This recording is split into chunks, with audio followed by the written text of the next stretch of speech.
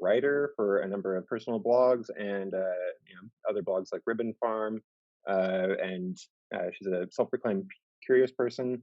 I sort of came to know her as being the cypherpunk neoliberal from Justin Murphy's podcast. So I wanted to talk to her about a number of things like the cypherpunk movement and all sorts of other stuff. But Sonia, could you introduce yourself by telling us about your coffee intake? Oh, my coffee intake. What do you want to know about it? Quantity or the type or Just if you could paint a picture of it, quantity, as much detail as you want to go into. I'm definitely a regular coffee drinker. I think I drink maybe like 3 cups of caffeinated coffee a day, something like that. Which is probably not good for my sleep cycle, but my sleep cycle is a disaster anyway. So Hmm. what are you gonna do? I Sleep do cycles are also. overrated. I hope so. I do also like decaf though. I'm not that picky about coffee. Like I appreciate a high quality cup of coffee, but I will drink like, gas station coffee and still enjoy it. So I would say I'm a coffee. I'm definitely not a connoisseur. Maybe an omnivore, if you apply Okay. that concept to coffee. I hope that conveys a sense of my coffee standards. Do you drink it mostly at home or do you go out? I mean, Mostly at at least home. Yeah, I mean, before COVID. Yeah. I miss going to coffee shops. I love a good coffee shop ambiance. It's nice to kind of have that. I've always enjoyed like kind of alone together sorts of states. Like that's my husband and I usually are in the same room, and he'll be, doing whatever on his computer, and I'm doing stuff on my computer. Um, so I like that same kind of vibe, but in a public place, which is what a cafe feels like to me. Like I'll bring my laptop and just having kind of the presence of other people without actually having to really invest any emotional energy in interacting with them. It's Mhm. great. Yeah. You're in the Bay Area, right? Do you have a shop that you like there? Um, there's a Catahoula coffee. There's one in Berkeley. I'm in the East Bay. Is probably my favorite coffee shop, and it's also a roastery, and they have really great beans. So I would say that's probably my favorite coffee overall. And yes, I live in the San Francisco Bay Area for better or for worse. I am lucky because my parents have lived here for a long time. I grew up around here. So my husband and I rent an apartment from my parents, which is what makes it like viable for us to live here. Nice. It's just so expensive. Yeah, I'm sure. Well, since we're talking, there's about to be annoying yard work. I hope it doesn't fuck shit up. But since we're talking about everybody's favorite stimulant beverage, I was looking back at your writing when I was gearing up for this, and I saw that you did a post on nootropics that was sponsored by some sort of modafinil place. And I'm curious if you've Yeah. had any recent run-ins with nootropics that have been positive or negative, or where you at with that? I've kind of concluded that the nootropics that actually work are kind of already integrated into our society. So mainly caffeine and nicotine. Those are like by far the highest impact nootropics. They're also not coincidentally super addictive. Mm, Um, I modafinil actually, I'm probably selling modafinil a little bit short. I never like even really felt an effect from modafinil, but I have weird brain chemistry, so that's probably why. I know people who use it as like a productivity enhancement. Um, and then everything else is it's like nutritional supplements, kind of like mhm. it's sort of iffy whether is it placebo? It's hard to tell, and everyone's experience is very like n=1. So I don't know. Um, I do think that caffeine and nicotine are high impact, though. And I think like nicotine in particular, you can use safely with like lozenges or whatever. Although a lot of people get nausea as a side effect, so Mhm. your mileage may vary. I think in general, nootropics, like it just kind of turns out that the things that work the best our ancestors figured out and decided to integrate into their daily lives already. So, Mm-hmm. I'm yeah. curious, as somebody who's like got a different perspective on that whole scene besides myself, and I'm a nootropics enthusiast. I like make my own little things. I Oh, what's craft your them up on stack? oh man, I've right now I'm doing something called Breakfast of Champions. It's just like a kitchen sink stack basically, all sorts of stuff, but mainly like amino acids and like rhodiola, that type of thing. But I'm curious, like who else you think is really interesting in that domain? Gwern, basically. Do you know who Gwern is? Oh yeah, absolutely. For anyone who's listening who doesn't, Gwern is a kind of independent researcher who is sort of staggeringly erudite. His website, gwern.net, Gwern, is just an absolute treasure. Almost any topic that you're interested in, kind of in a intellectual sphere, he will have some kind of like very long form, meticulously researched writing on it, like spanning culture to like very hard science. Hmm. Uh, so his newsletter will have like a bunch of links about like biology preprints and stuff, and then at the end it'll have like an opera review. I'm a huge like Gwern fangirl. So Gwern has done some fairly rigorous, especially for a one-person outfit, research into nootropics and literature review and that kind of thing. He actually has a great page on nicotine in particular that like anyone who is considering using nicotine as like a cognitive aid or whatever should read that page, I think. So yeah, Gwern would definitely, I'm a big fan. Yeah, I love his page for sure, and yeah, when I saw that he reviewed opera, I felt very validated that he rated one of my least favorite operas because I'm not into opera really, but he rated Vodsek the lowest, and I just felt a great sense of correctness. You were Um, like, yes, I'm vindicated by the master. Indeed, yeah. And man, yeah, I don't know how he crunches those numbers for the N of one stuff, but like if you see like James Fadiman's response to his like microdosing thing, it's like he just has respect for whatever's going on statistically. Um but cool. Gwern, yeah, Gwern has like double blinded himself in experiments. Or can you double blind yourself? At least single blinded, which Yeah, is an something like that. impressive level of effort. I'm definitely too lazy to do stuff like that. Yeah.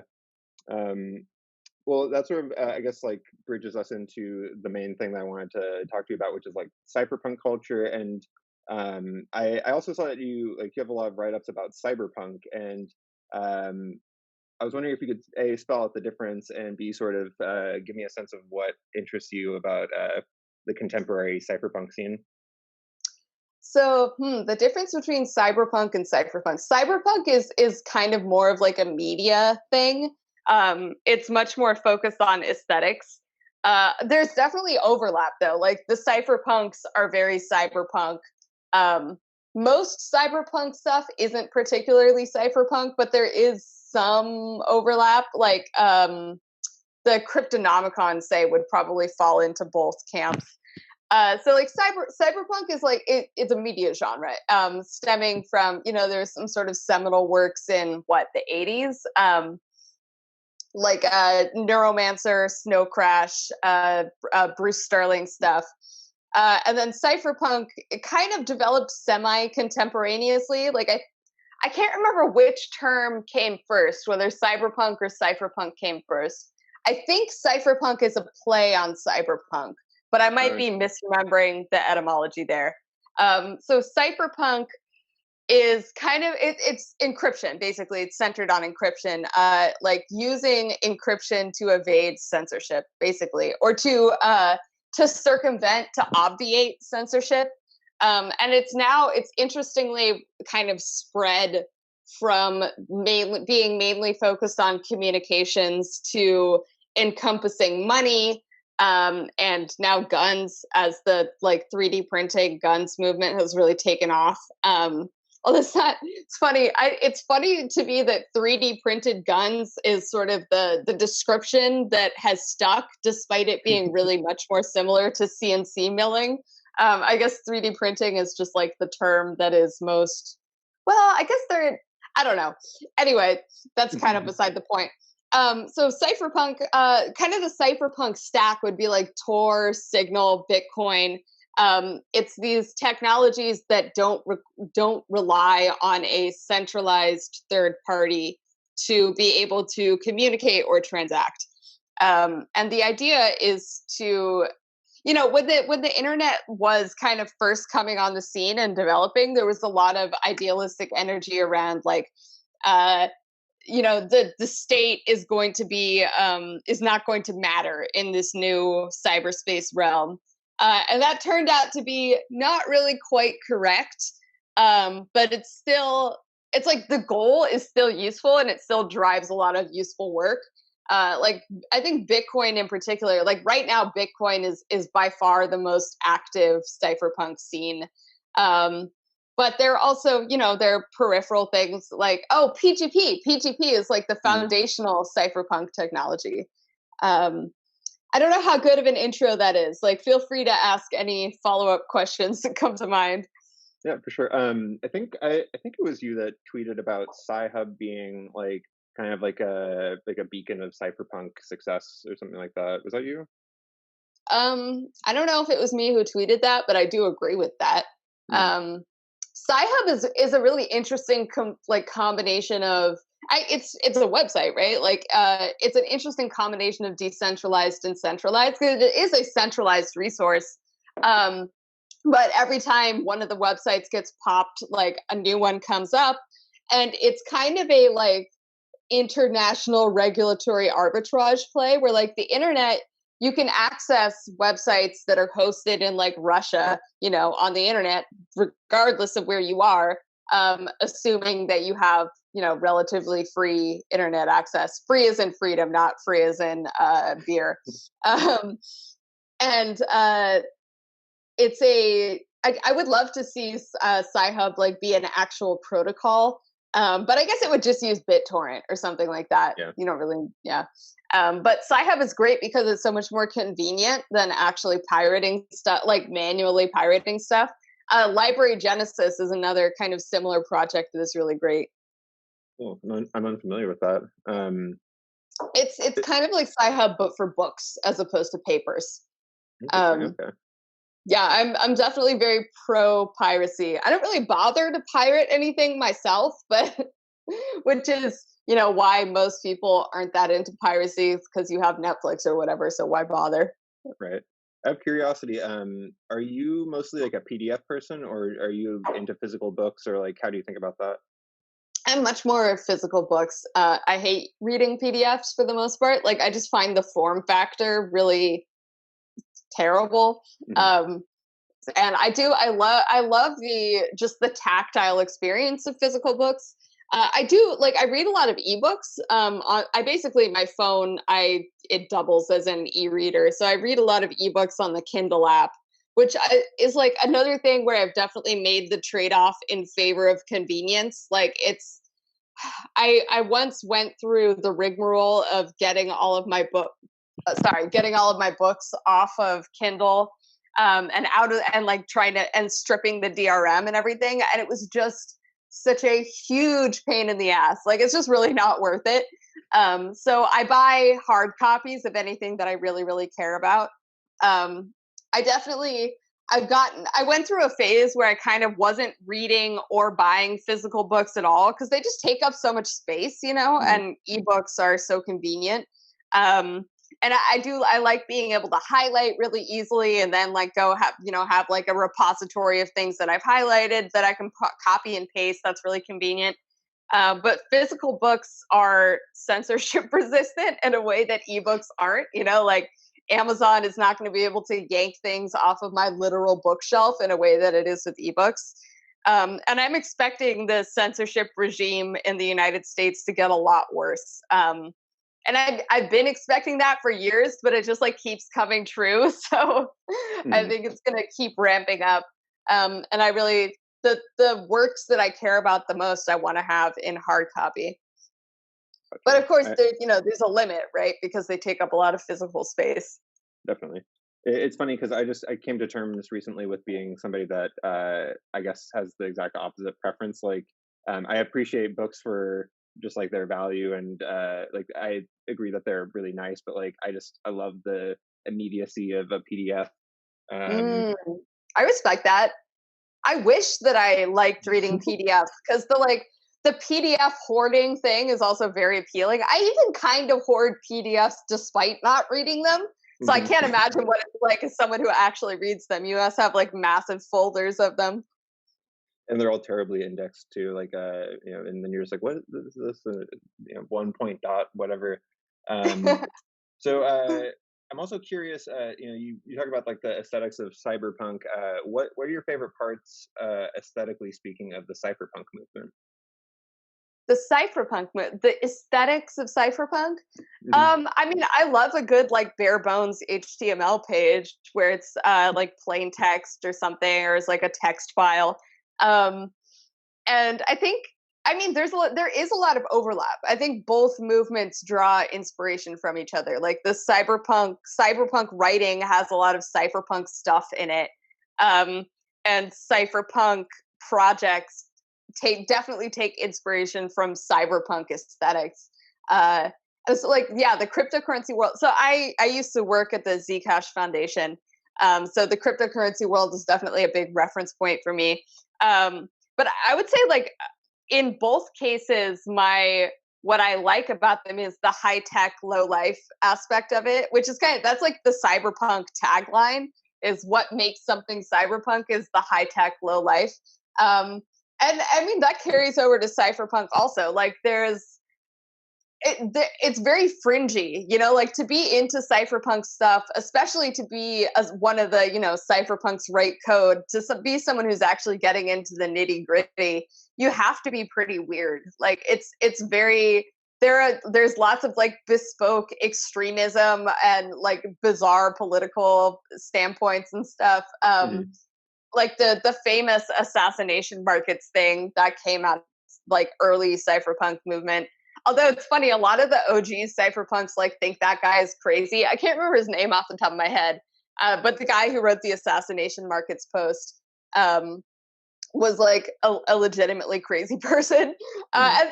And there's a fair amount of that. I think if you're into kind of fringe subcultures, you sort of get to kind of not like, is someone schizophrenic? Maybe they could still have a lot that's valuable to offer.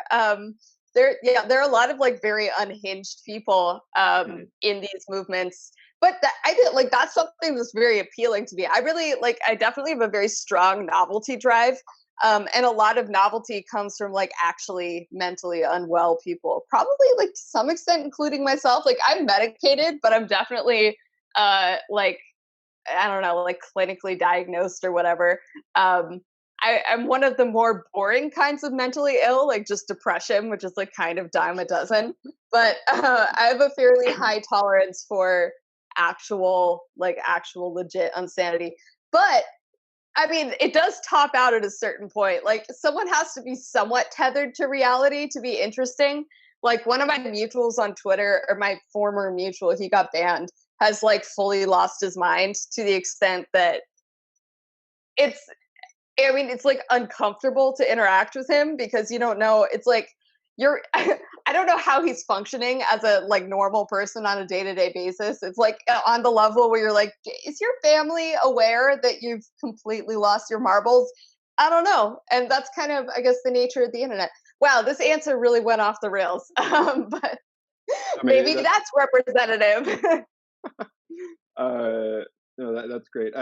You mentioned PGP, and I'm just curious. Like I've long been a PGP person, but like I don't know if it's because Signal's around now, but like I feel like anytime that I try to use PGP with anybody that I know is capable of it, then they're just like, "Nah, I don't want to."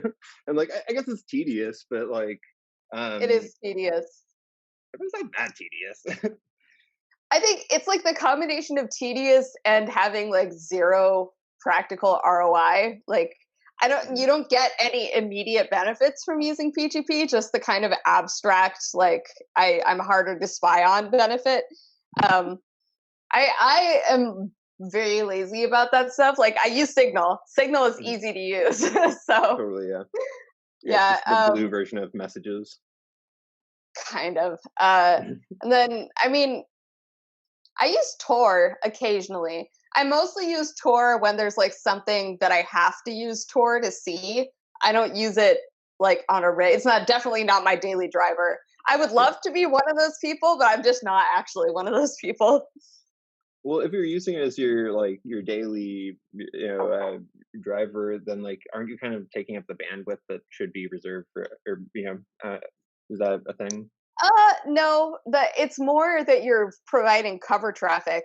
So it's better to, cuz like I don't remember the technical details of how this works, but like the NSA can tell, can see who is using Tor. They Hmm. can't see what you're doing with Tor, but they know that you're using Tor.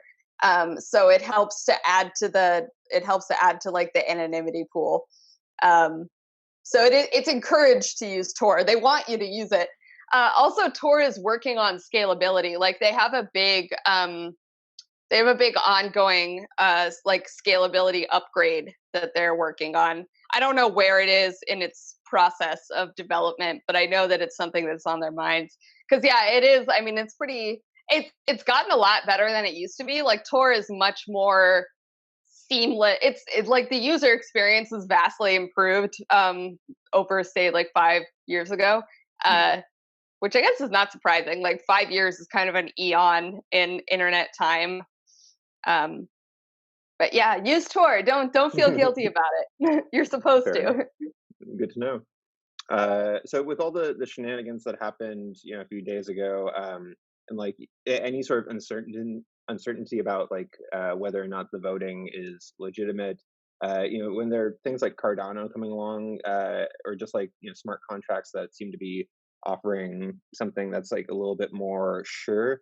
Do you see potential for that type of thing, like assisting in these types of situations, or do you think that it's kind of like a pipe dream that will never happen?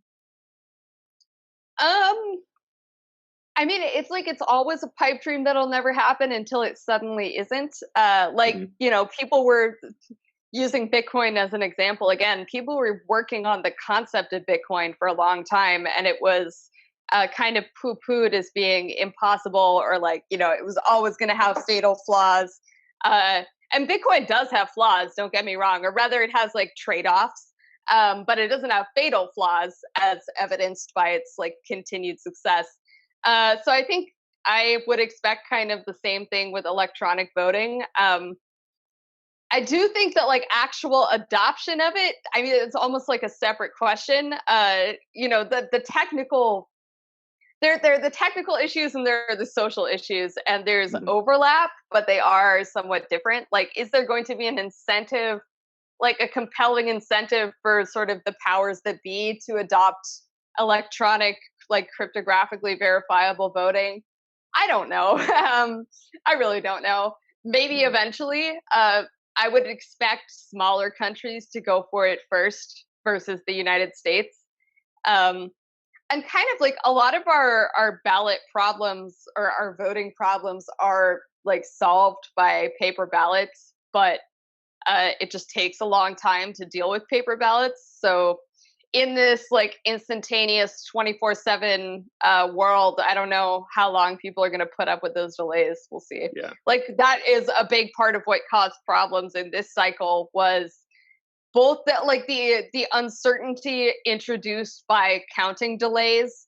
Like as someone who actually like does communicate with people on either side of the aisle, like sometimes you get vilified for this. Like, is someone going to get mad at me for knowing what the people who think the election was stolen think? I don't know. But a big thing was the like sudden, like quote unquote dumps of ballots for Biden, which is kind of, I want to call it like plausible deniability, where it's like, okay, they could have just counted them up and then reported them all at once. I don't know. Like, I don't want to litigate, the election security stuff, but are we going to get better elections? Probably not. Like, I would bet against it in the near term. I think eventually we'll get some kind of upgrade. It'll probably be shitty though. Like, I just don't expect anything to go well in that realm. Yeah, I feel like having like a mathematician or like a cryptographer, save the day sounds like the dream, but alas. Maybe in Um, a novel. yeah, in a different multiverse. So you like weird subcultures, and you seem to enjoy, as you say, people with beliefs that are orthogonal to yours.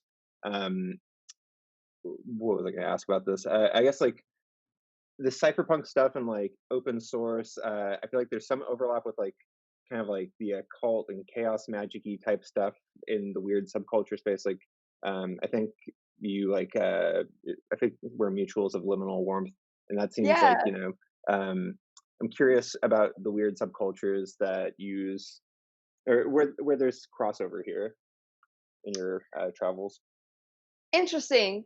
I mean, there are technologists who are also interested in magic and the occult for sure. Um, I don't know if there's more crossover with sort of, like say the open source ecosystem versus other spheres. I think if you're into astrology, you're probably also into tarot, and the effect is much weaker for like if you're into um, I'm trying to think of like if you're into like Linux or something, it's much less likely that you're also into magic. Yeah. Um, and I would say the cypherpunk world, there's some overlap, but it seems to be much less than just kind of like technology in general. I think the more like art leaning, say people who are into like indie video games, I think there's more overlap with the kind of occult world versus cypherpunk stuff. Um, Cypherpunks tend to be pretty like INTJ, which is usually fairly not not embracing of woo stuff. Uh, and I used to be pretty anti woo, and I've come around more recently, like over the past year or so. It seems like a lot Um, of people in that sort of world come around to woo eventually. so I mean, it's just like it works, right? Like it doesn't make any sense that it works, but it does, or it kind of does make sense, but in a way that's hard to accept. Hmm. Um, cool. Well, let me see here. I'm curious to hear more about like the sort of weird subcultures that you've come across, and sort of like the weirdest orthogonal beliefs to yours. Orthogonal beliefs to mine. I mean, there are a lot of people who have different values from me. Hmm. Uh, I tend to get along with like, or I guess the areas that I'm interested in have a higher concentration of like crazy right wing people than crazy left wing people. Although there's definitely some of both. Hmm. Um, so I associate with a fair few like hardcore anarcho capitalists. And I actually I find the philosophy of anarcho capitalism very appealing. It just like doesn't actually work in any sense. Which kind of that applies to anarchy overall, actually. Like I think constitutionally or sort of in terms of mindset, I definitely vibe with the anarchists of all flavors more than most other spheres, but it's just completely impractical, unfortunately. Like centralized power works really well, and just like is a thing that happens over and over again. So I really don't see any I don't think like the anarchist revolution is ever coming. It just doesn't like work in practice. Well, where do you fall on that? I have no idea what your politics are. I mean, like, I sort of vibe with the anarcho capitalist thing, like Michael Humer type, sort of like Brian Kaplan ideas, I guess. But it's actually funny. Tomorrow, I'm interviewing an anarcho syndicalist who, like, this dude is Nice. so leftist that I just feel like at any moment I'm saying something that's like distressing him or like going to get me canceled in his eyes. But he's a good dude, so it'll be interesting to talk about it.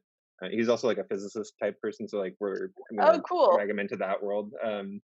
Yeah, but I mean, yeah, I guess sort of anarcho-capitalist for me, in that general vicinity. Oh, well, the cypherpunks are very ANCAP overall. Like, Mhm. cypherpunk is kind of like applied anarcho-capitalism. Um, Again, I would say like Bitcoin is exceedingly anarcho-capitalist. Just in like as a project, the idea of stateless gold kind of. Um, I guess gold is stateless already, but the store of value that doesn't require the state to protect it or secure it is very appealing. Mhm. Yeah, I'm just really really don't like the government personally, but I don't think we can not have government. Like, I just don't think that would actually happen. I would like if it would, but yeah, I don't know. Mhm. Wait, I also wanted to ask you about the woo sphere. Like, what's your experience with it, or like what's your interest? Um, I mean, like, I guess, like, I like sort of like this chaos magic world of like, Peter Carroll or like, sort of like post Austin Osman Spare, but uh, I don't know, like, I don't have any appreciation for astrology or that type of stuff, which is funny because I feel like that's like the go-to. Like, tarot is something that's never attracted me, but just Oh, kind of like, interesting. I'm more in like I don't know. I guess like I appreciate like I used to think of it like as like the California magic sort of lineage of like just like NLP type stuff of like get into an altered state, program what you want. Just kind of like more like treating like the wetware like you can program it yourself. I feel like that's a sort of more modern version of it. Mm. Why do you find astrology? I feel like it's pretty understandable why most people find it unappealing. I'm personally not big into astrology, but tarot, I'm curious why it doesn't appeal to you. Although, I mean, that's kind of an inherently hard question, like why something doesn't appeal to you. But still, take a stab at it. Yeah, I mean, I think that it's like an aesthetic thing. Like, I think that I prefer sort of Eastern aesthetics. Like, I would be more inclined Ah. towards like the I Ching or something instead of tarot in terms of like if I were to do divination of some sort, or like, I mean, even How do then, you like, feel about runes? I don't really know anything about them. I listen to Rune Soup occasionally.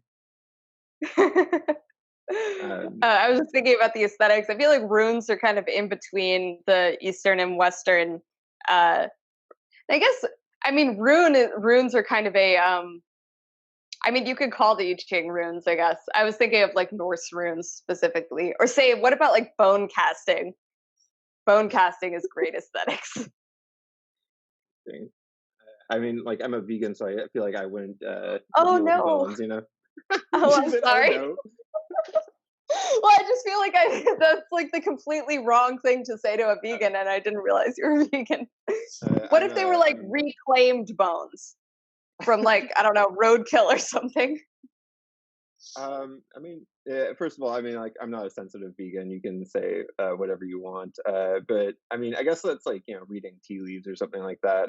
In my mind, I'm just like, you but I don't know. Like the other thing, and I talked to Liminal about this, is like super forecasting, like Philip Tetlock. Like, I'm not that capable of doing that type of stuff, but it's kind of an interesting parallel to divination. Yeah. It's sort of like it's like autist divination, which is kind Yeah. of beautiful in a way. Hmm. Yeah, I try not to predict the future. I like with mixed results. Sometimes I end up trying anyway, but I try to not try to predict the future. But sometimes I end up like trying to predict the future anyway, and I usually regret it. Like now I'm thinking in this conversation, well, no, I think censorship continuing to ramp up is like a prediction that I actually do feel pretty comfortable with.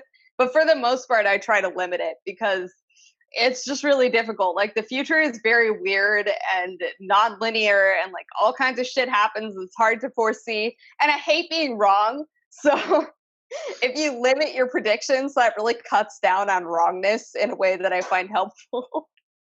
If you were to put like a probability on censorship becoming like a full issue, what would it be? I mean, I guess that's a hard target to pin down, but Yeah, I'm not sure how I'd calibrate. Like what would be the trigger condition there? Um I'm trying to think of something specific that I would predict happening. This is the thing, like I inherently recoil from that idea. Like I like predicting the generality where I can like factor anything that happens that like fits a particular pattern. I can be like, see, I was right. But if I have to predict something specific, I think I would just like punt on it and say like, no, I can't predict this specific things. I don't know how it's going to play out exactly. Like I think we're going to continue on this trajectory. But I mean, that's really easy to say, isn't it? Like, oh, thing that's already happening is going to keep happening. Well, Mhm. wow, you're a genius. Like, that's never happened before.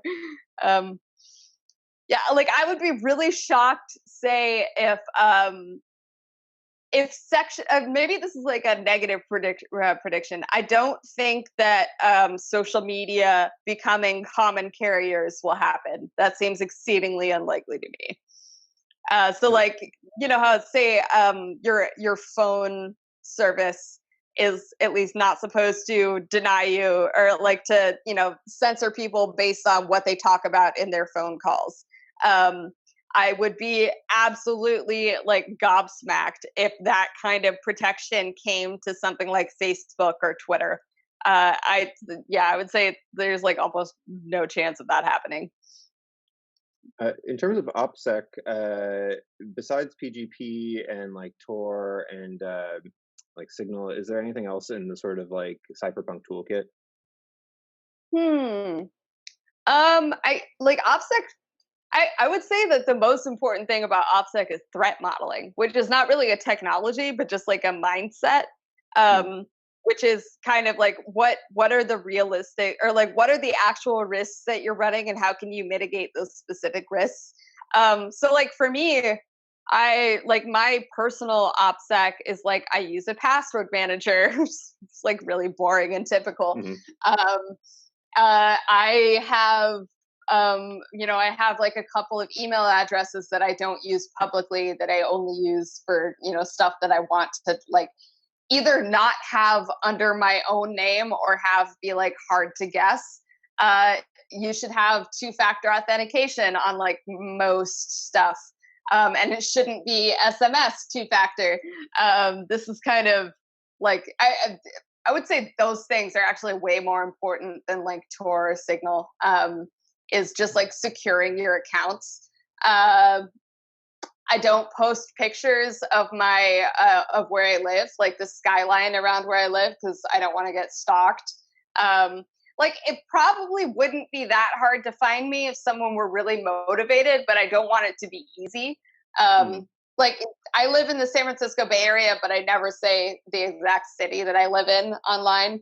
Um, so this is tailored to what the risks are to me personally, or at least as I've assessed it. Like I'm like pretty much zero worried about like nation state kind of level stuff, especially since like actually securing yourself from nation state access is really really difficult. Like if you read about say Snowden's OPSEC, it's fucking ridiculous. Like it's just way too Mhm. much work.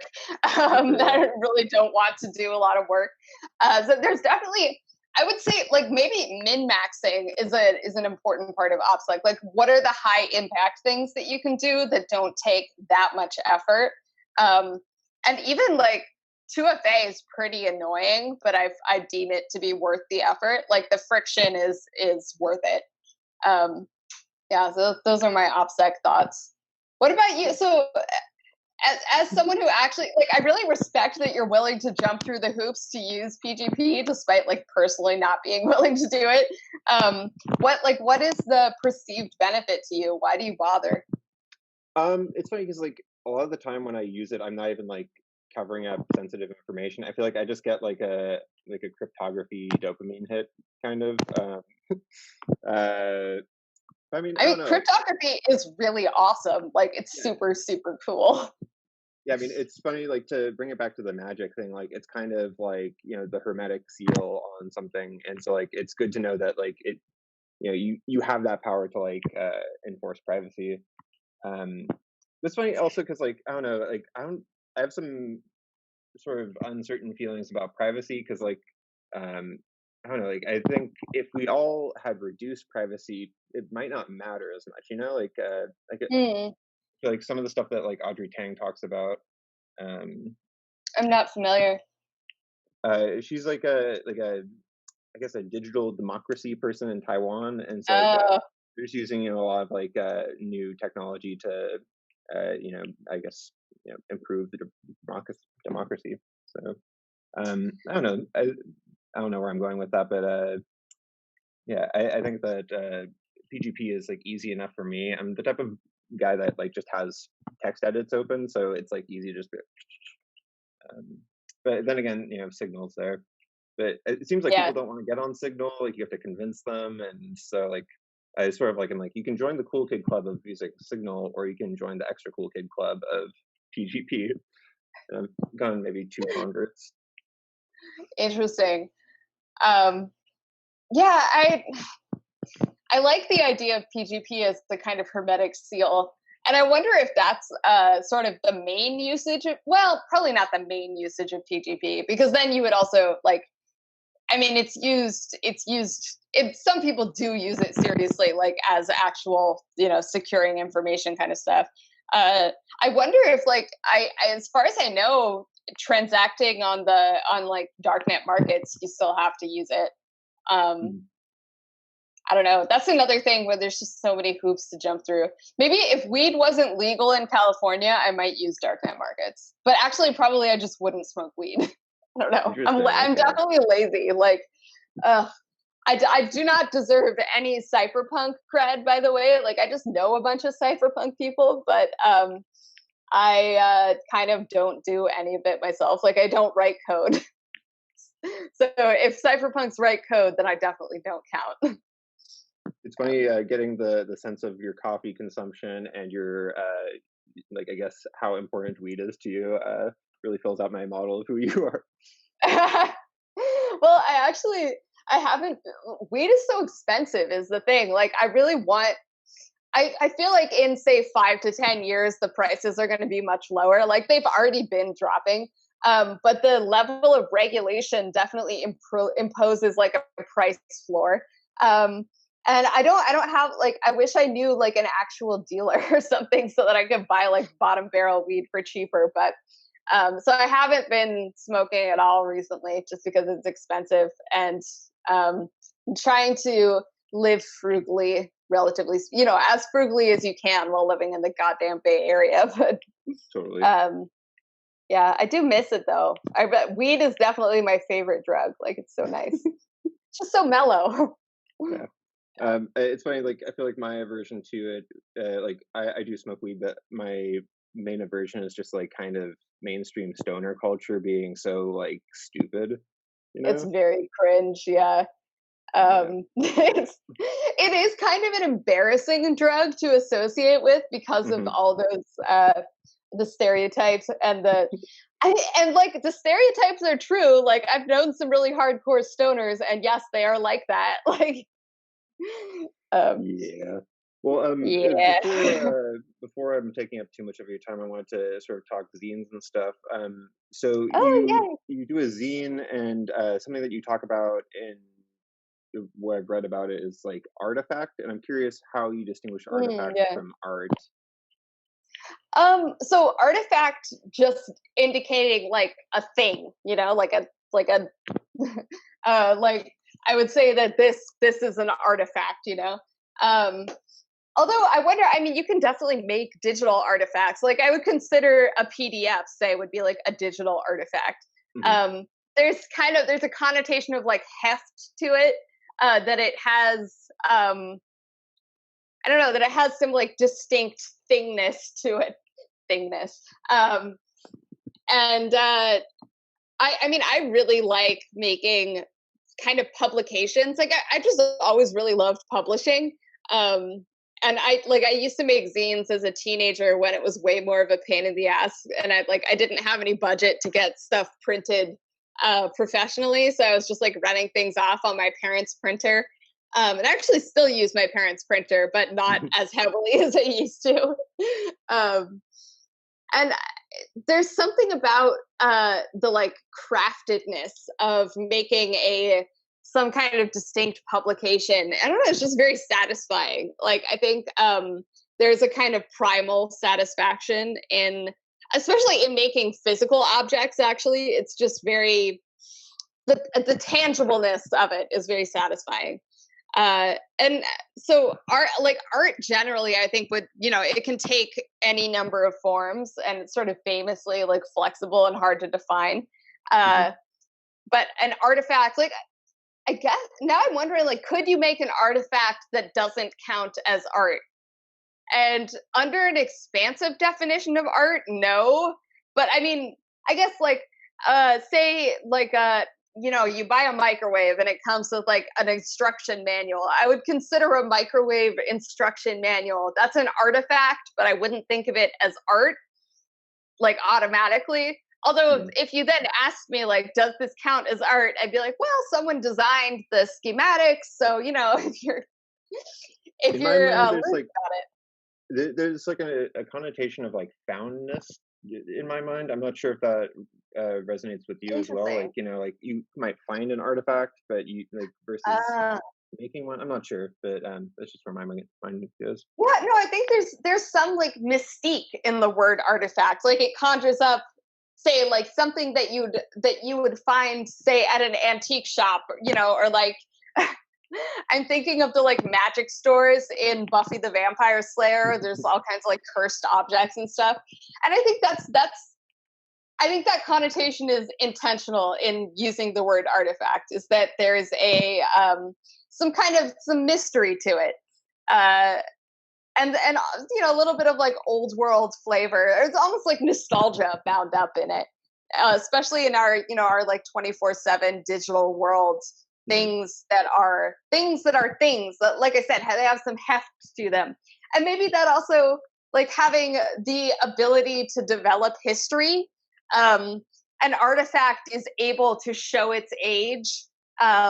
Although I guess you could say the same of, like, say, old video games. Now you have to like jump through hoops to run them on current machines, and sometimes they show their age in terms of distinction, like being having older aesthetics, or like having older kind of aesthetic affordances shaped by the technology of the time. Um, so maybe an artifact is something that can show its age. Maybe that Okay. feels like an important criterion, but I'm not positive. What do you think? Okay. I think that sounds reasonable. So in the physicality thing, like you've written so much stuff online, and it seems like you're veering back towards a physical thing. And for me, like to give you a sense of like me, I went to music school for guitar, and when I was done with it, I was just like, guitar's stupid. Like it's this clunky thing that's expensive. You have to carry it around, and like carrying a guitar sucks. It's heavy, and And so like large, but also kind of fragile. Like if you bang it into something, you're gonna be upset about it. yeah, and it gets coveted, and like like weed culture, I hate gear culture. Like I hate people that are just into Mm. buying toys as adults. But uh, and I basically went through this phase of like only digital, and everything was digital, and it was great. But like now, like I feel like that's never actually landed with anybody. So I'm back to the physical thing, and so I'm curious what physicality in your zines means to you. Well, I think we're embodied creatures. We have physical bodies. We are made of flesh. Even our cognition is flesh. Mhm. As far as I can tell, it's all up here. Um, or then that gets into like how much of your hormones are part of your cognition. But anyway, ignoring that.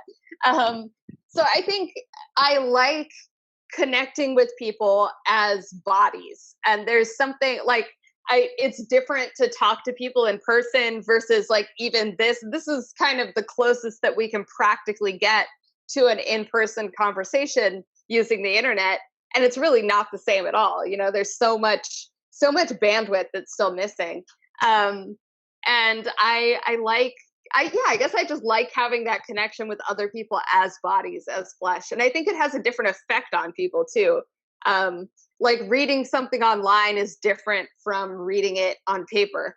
Um, And I don't know, I like digital publishing. Also, I've always been into blogging. I'm still into blogging.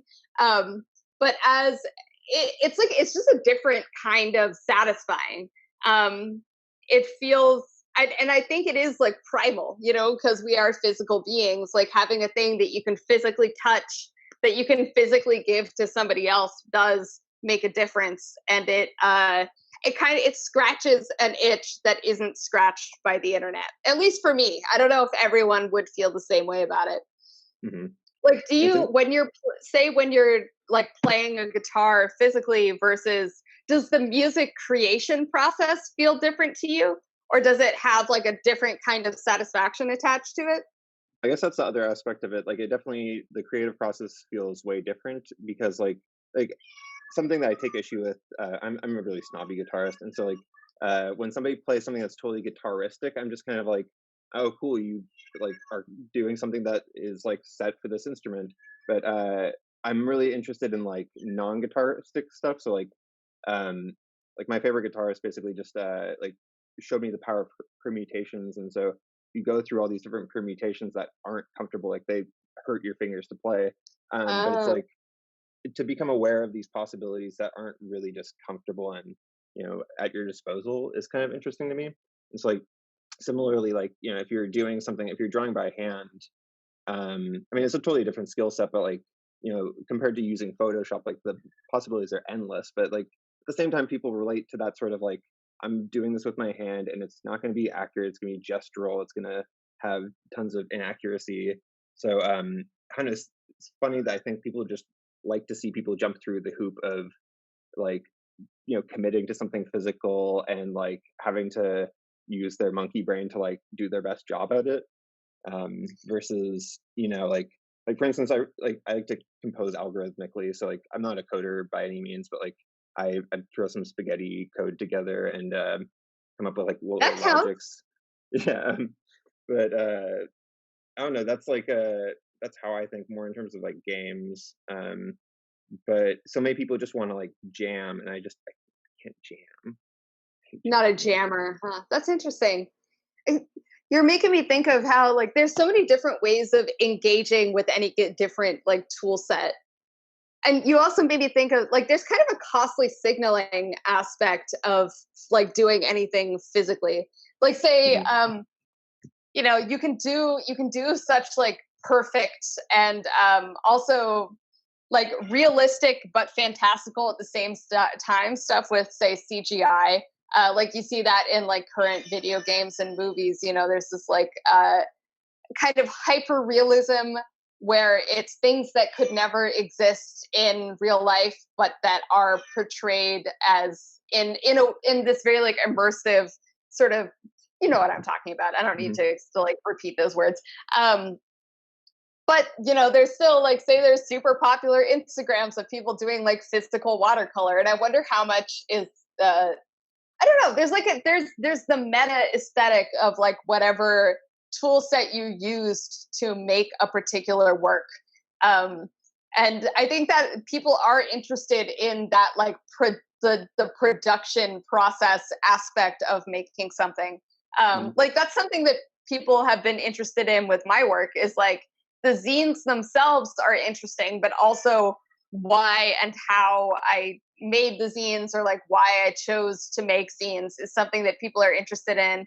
And that seems to be part of what makes the works themselves compelling is, I mean, even just like that it's unusual to make physical zines seems to add to the appeal, Mhm. um, which is interesting. And I guess I don't have a like intellectual grasp of why, but I would point to like signaling, and I guess it's almost like a proof of work sort of thing. Yeah, Like, that's interesting that you say proof of work. I was brainstorming and I wrote on a note card the other day, like art equals proof of work in the public square. Because like the proof of work thing, actually, I think I got that from that. You linked somebody's post about social capital, or their blog post about it, and it was interesting. Somebody way or why way.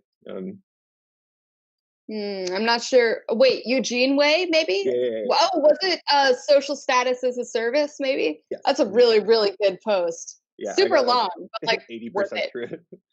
Um, I think you probably got most of it then. yeah. Like yeah, it's a very long post, but I'm glad you read that. It's one of those things that I like want everyone to read, but you can't actually make people read stuff, so Totally. Um, so you also, I mean, your zine is about ritual currently, right? Or is that a past zine? that I did make a zine about rituals. Rituals are definitely something that I'm still interested in. Like it definitely does come up in current stuff that I'm working on. Um it's a little all over the place. Like I would say I'm interested in like myths and metaphysics and stuff. I yeah, I don't know. I don't really have like a set topic. I kind of bounce around. Like the last scene that I made that I'm actually working on the digital version was about why I like changed from atheist back to theist. Which is a really big and difficult to tackle topic. It's been kind of nerve wracking to write about that, actually, which probably is, it's a good thing. I'm pushing myself, but it's a little bit scary. That's interesting. As somebody who's like, I mean, like I've been a card carrying atheist since I was like a baby. Um, but I'm curious to hear about your shift back to theism, and also like, I came across you through Justin Murphy, and I saw that he did a pod today, and they were talking about Bitcoin, and they're talking about it in terms of religion, which was kind of interesting, Mm. like how it requires faith, and I feel like a lot of their Christian references were just lost on me. But I'm curious to hear about, or is this scene out already, or no? No, it's not out yet. Hopefully soon, but I've been saying that for a while, so Mhm. we'll see. Um, I Part of the reason why it's difficult to talk about is that I think there's a sort of necessary visceral element. And this is kind of a meta view of mine overall, that I think knowledge is all tied up with personal experience in a way that makes it really, it's kind of one of the inherent things that makes communication difficult is sort of your frame of reference, right? Like, what have you personally experienced? How did you process those experiences? Um, and what intellectual frameworks did you use or are sort of embedded in your consciousness? Um, and it's difficult to communicate across frameworks, I think. So and that's been kind of one of my goals, is to try to go across frameworks, across sort of like, I maybe like a way to think about it would be like, say, Western philosophy versus Eastern philosophy, right? Like there's a lot of overlap in the topics that are being addressed, kind of the underlying realities that are being processed, but there's different vocabulary, different concepts are brought to bear. Um, and it's like the shape of the concepts, like there will be a lot of overlap. Say like like samsara and the Christian notion of sin. There's a lot of overlap in those concepts, but they are different in their sort of their edges. Like what they exclude versus include is going to have like a different shape. And trying to talk about the underlying realities um, without ending up getting distracted by the concepts, that's really difficult. Like the vocabulary really shapes how we think about things. um, this is all very meta. I guess I'm kind of avoiding your object level question because it's hard to talk about. um, I don't know what is, say, watch the space kind of. It'll come out eventually, hopefully soon. Like I've been working on this like pretty much for all of 2020, and I really do want to get it out the door so I don't have to think about it anymore. Hmm. I would say that's like when I end up publishing stuff is when I'm like so sick of thinking about something, and I often pre-commit to various things because otherwise I'll just like drop it because I'm tired of it. And pre-committing in some kind of public way is a good way to force myself to like follow through and actually finish the damn thing. Um, No, writing is painful. I don't actually like writing. I like having written, which is, I think I've ripped that quote from somebody, but, and I think it's a pretty common experience. Like, actually creating stuff is pretty painful and difficult. It's just like satisfying once you get to show it to people and be like, here, look, I made something. But I don't really like the process of actually making stuff most of the time. Yeah, What I about guess you? Oh, sorry, go ahead. no, it's cool. I think I feel the same way unless like you can get yourself in a flow state, and I guess that's like when like nootropics are helpful to like sort of push your mind into the state that you want it to be in. I mean, I wish that I could like reliably trigger that, but I don't know. It's like also difficult having a ton of different projects going where you only make incremental progress, and it's hard to sort of like task switch. Hmm. Yeah. Something that you mentioned though about like the communication of I forget exactly how you said it, but it reminded me of this guy Andres Gomez Emilson who I interviewed, and we were doing basically his 8 models of art, and I think you sort of hit on two of them. One of them is art as like I guess like an affective intermediary. Like his example is Mm. basically how do you have somebody on Molly talk to somebody on speed? Like what is the thing in there that allows them to relate? And the other thing was basically like sort of the expensiveness and signaling aspect, like the waste signaling, and playing a big clunky physical instrument, and sort of brought that back to like what's his face, Jeffrey Miller, and like the mating mind and Oh, displaying waste as the signaling means. So it's kind of interesting that this all comes back to that. Um, I just had to yeah. go there.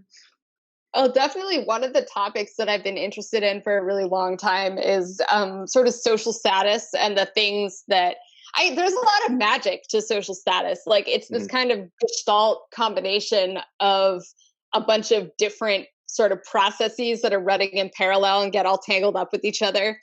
Um, and this also makes me think of the like, so say if we talk about the sort of the social signaling or the costly signaling, the waste aspect of say using a guitar.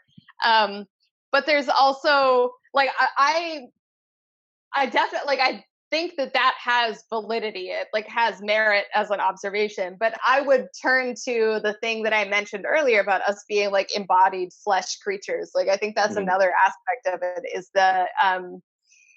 the tangibility, the and just the embodiedness, like so much of our online lives is just it's like this 2D flat screen kind of thing. That's our way of interacting with it. Uh, but that's we are we're 3D creature. Well, actually we're 4D because we move through time, but you know what I mean. Hmm. We're 3D creatures and we want 3D experiences. We sort of we evolved in 3D, if that makes sense. And yeah, so I think that's it's just part of what we want, like instinctively, is to have physical experiences and do physical things.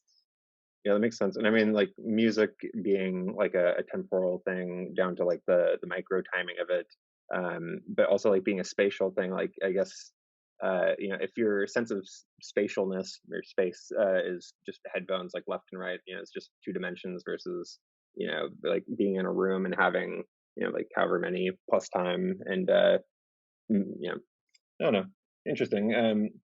Well, feel like we should wind this up. I'm curious if you can give me sort of like a sense of any recommended media diet stuff, or like any amazing blogs that you think I should check out, or other listeners should check out. Ooh. This is kind like semi orthogonal from the stuff we've been talking about, but whenever I get asked about like good blogs, I mention it. Rootsofprogress.org. Um, this guy, God, I'm blanking on his name right now, which is terrible because we've met in person several times. Jason something. Anyway, rootsofprogress.org. He's done a bunch of research, like reading old books and giant PDFs and stuff about how we got to our current industrial, like very wealthy society, and what inventions were necessary, what kind of economic progress, or what economic affordances had to develop for certain technologies to actually reach everyday life. And it's really interesting to dig into. He's a very accessible writer. Jason Crawford, that's his name. All right, got it. And Jason is a really nice guy also. So I really recommend that website. It's really interesting. A blog that I've been reading, I'm reading the backlog right now, is ballantorcastle.blogspot.com, which is written by a guy whose name I completely don't know, who is restoring I think it's a medieval castle. I want to say medieval, in Scotland. And it's his blog about the restoration process. And it's just really interesting. Like, it's a window into the past filtered through the present. And actually both of those blogs are windows into the past filtered through the concerns of the present. And both kind of hit themes of like heritage and also like how to thrive, and the Ballantor Castle one is a very sort of personal perspective. It's this one guy's crusade to revive this building and bring it back to its former splendor, where Roots of Progress is looking at like a society-wide kind of perspective on how can we get our flying cars, right? The things that we dreamed of, how can we actually make those happen? And it's sort of two different viewpoints into that quest, which is a very long-standing human concern. So those are two websites that I'd recommend. Cool. Okay. Any sort of media in like the music or film or anything like that that's more artsy? Well, this is super normie, but I've been listening to Taylor Swift's two recent albums, which are kind of her return to more of a folk, like, I would say more folk than country, but it definitely has some country influences, kind of out of her kind of bubblegum pop phase back into a little bit more of a like acoustic, less engineered kind of sound. Although I'm sure they're still hyper engineered and I'm just like not aware of it. But I've really been enjoying those. It's fun. My music taste is very like top 40. So the artists that I was obsessed with in 2020 were Black Bear and Skizzy Mars. So, for what it's worth. It's funny that you mentioned Taylor Swift. The last person I interviewed is this guy who has a project called Money Hammer, which is like a death metal project that he's like an actuary and he teaches personal finance through the death metal project. And, that's amazing. Interestingly, when I asked him, he mentioned his love of Taylor Swift. So second podcast in a row where that's come up. Podcast listeners clearly got to check out Taylor Swift. You heard it here. Where can people find you, and what's your like Twitter stuff for? Oh yeah. My handle is Sonya Supposedly. So my website is sonyasupposedly.com. Sonya with a Y, Sonya. That's also my Twitter handle. And if you Google Sonya Mann, SONYAMANN, I'm pretty sure everything that comes up is me. I hope. Cross fingers. So yeah, that's how to find me. Well, thank you for having me on your podcast. We covered a lot of territory, so I hope people enjoyed the journey. Yeah, I hope. I mean, I like to go all over. Keep it multidisciplinary. So, cool. Well, thanks for joining me, Sonya. It's been fun.